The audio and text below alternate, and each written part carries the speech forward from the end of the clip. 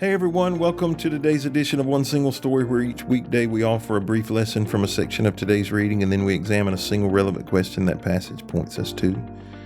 Today I'm joined by Sharon Schwartz, and we're looking at a passage from Psalm 112. So Psalm 112 is the first cousin of Psalm 111. So both the Psalms are acrostic Psalms, meaning they use the Hebrew alphabet as the model for poetry. Psalm 111 is focused on God's relationship to and works for the community. Psalm 112, though, focuses on the individual, and it's clear that the author of Psalm 112 was familiar with Psalm 111, but there was no indication that the author is the same. And when viewed in the light of Psalm 111, it's clear that there are certain qualities of God that the blessed individual shares. So they share graciousness, compassion, and faithfulness. It's also clear that the blessed individual is willing to lend. Now, lending is this expression in the Bible of graciousness, and thus the willingness to lend is yet another quality that the blessed individual shares with God. And graciousness, in our Western society, lending and borrowing is a common feature of life, just as it was in the Middle Eastern culture. But in Western society, people with resources increase their resources by lending to people with none. So lending is an aspect of business. But in Middle Eastern culture, lending was quite different. Lending was a way for the rich to help the poor and not to help themselves. And unlike Western culture, the lender was instructed by the law not to charge interest. Lending was a way for the poor to reestablish themselves, after which they would pay the loan back. You can see this in Exodus chapter 22. And while it may be easy for a Western reader to miss the point, an aspect of goodness was a willingness to use one's surplus wealth for the benefit of others. And God has used this incredible wealth for our benefit. And here's some examples. It's not hard. This isn't exhaustive, okay?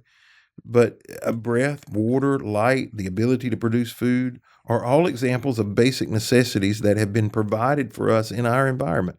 None of us have total control over these things, right? Material provisions such as houses, clothes, food, money are blessings that God has graciously given to us. God's also given his wealth of intelligence, which allows us to produce and increase more of what he's given us. And beyond material things, he has graciously given us the gift of family, friends, even the church, to establish us and help us thrive. And an attribute of one who is blessed is a willingness to share wealth for the benefit of others. And this observation isn't intended to be this criticism of the Western practice of lending with interest. After all, it's clear that not everyone in Middle Eastern culture faithfully practiced lending without interest. But the model is an ideal model. But the observation of God's original lender, borrowed design, is a challenge to examine our true motives for lending to and sharing with others. So one who is blessed will use what God has blessed him with for the benefit of others, just like God does. So Sharon, have you ever considered a willingness to share as an action that imitates God? I do. I've always felt like that. I remember when my kids were young and Eddie started coming up and he would say to Sharon, "Can I play with your toy?" if she wasn't playing with it. And she'd say no. And, well, then it's mine. You know, yes, it's yours, but we share unless you're using it. Right.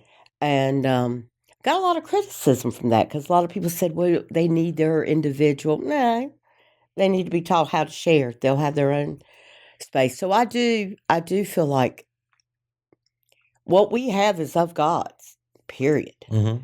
And if we're not willing to share that, and we impersonate God, or we should try to. Right. If we're selfish, what do people think of God? That he's selfish. Right. And he's not. He's anything but that. Yeah, and this is a hard cultural thing for us to understand. I have a semi grasp of it simply because in the business that our family owns, I deal with a lot of Middle Easterners. Mm-hmm. And there is a reasonable expectation among them, and I even see how they operate with one another, that they should always be able to get terms, right? There shouldn't be any interest charged. You should do me a favor because I'm trying to get in business, right? You should be helping me get started, whatever the case may be. And I see them do this to one another, right? They'll help each other get into business. And this is it's an unusual thing for us because typically if we loan somebody money to start a business, for example, we want a piece of it. That's right. We want we see it as an investment, right? Or they pay us back with interest. Sometimes it works out, sometimes it doesn't, right? It just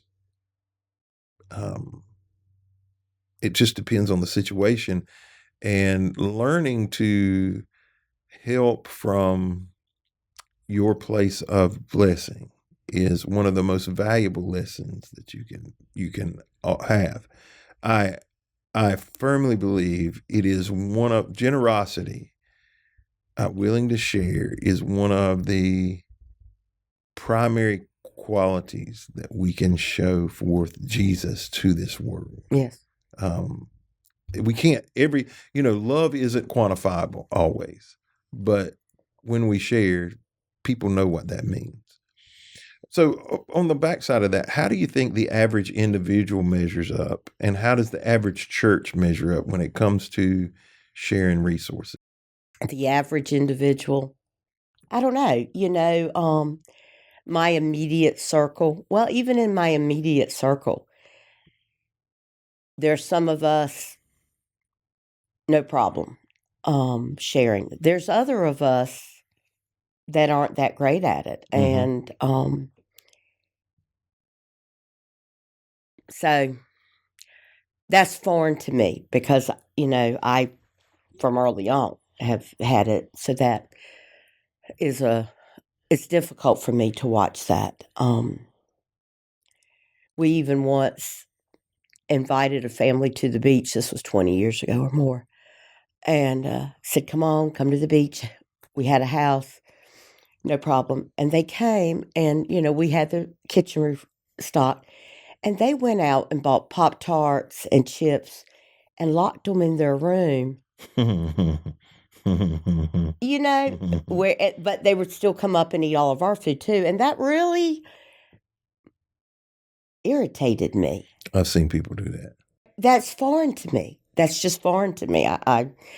Now the church, I think we're great at giving. I think we suck at lending. And I understand there's reasons. Insurance, keeping track, things like that. And I don't know if there's a solution to that problem because all those things are real issues. Like when you say lending, what do you mean? Well, I'll use me because if I came and said, can I borrow the van for a personal trip? The answer would be no, and probably it should be no. Right. But according to the scripture, should it be no? Well, But I understand the reasoning. I don't know. I would say that if you applied the principles they operated in Scripture, I would be highly unlikely you were able to borrow things from the temple. Yeah. I would say almost zero chance that, hey, I need a chair today. And we do, before I came in here, there was people taking tables and chairs, out of the storage building we're recording this 2 days before Christmas, for Christmas gatherings.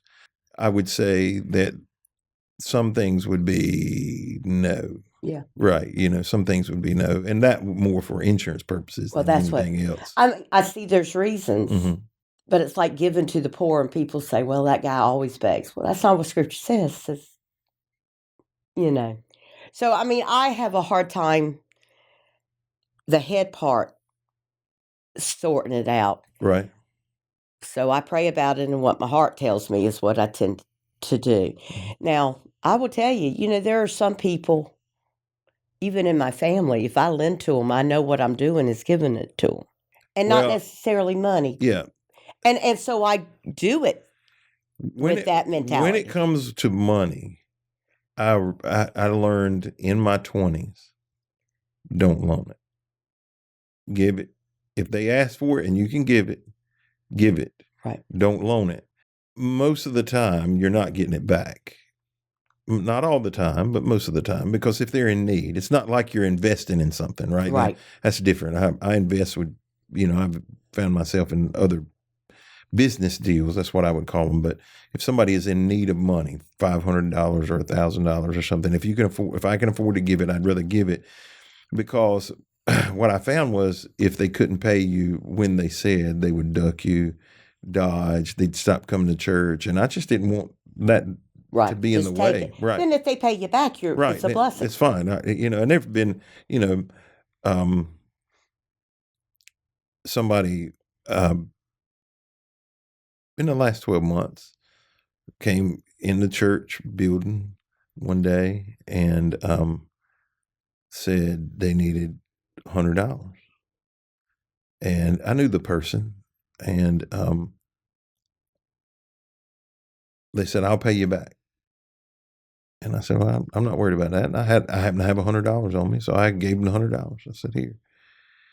And some time went by, and I told him 2 or 3 times, you don't give it to me. I'm not worried about it. But it was important to them. And I don't know, 6 or 8 months later, they came to me and they gave me $100 bill, and they said, here, I want to pay you back. And I said, so you know what I'm going to do, because I was intending to give this to you. We're going to give it to the church. So I went and got an envelope while they were standing there and put it in an envelope and dropped it in the offering box, because I didn't give it to them with the intent of them paying me back. It wasn't that kind of situation. But our culture is so different, right? Our culture is so different. And it's difficult for us to wrap our head around the concept of, I'm going to loan to you. And I'm a firm believer that the world would be better off if we would take care of our neighbors by loaning or giving than the government ever will be. Yes. Ever will be. And because we can see the immediate need, we can answer it quickly and efficiently. And precisely. Right, exactly. Whereas, and this isn't a knock on the government, they can't do anything precise, right? Not in a social program. Well, I mean, there are some things they bring position, but it costs billions of dollars, like to land a spaceship on the moon, right? There's a lot of precision that goes into that, but it costs a lot of money and it takes a lot of time. That's a different animal. But there's so much that goes into social programs, and it's nearly impossible to do it precisely and timely and efficiently. And but we're more comfortable paying taxes than we are helping our neighbor. Right. And so we tend to take the easy way out. That's what I would say. Good. Well, thank you for joining us today on this edition of One Single Story. We hope you'll be back with us tomorrow as we continue a conversation around our daily Bible reading.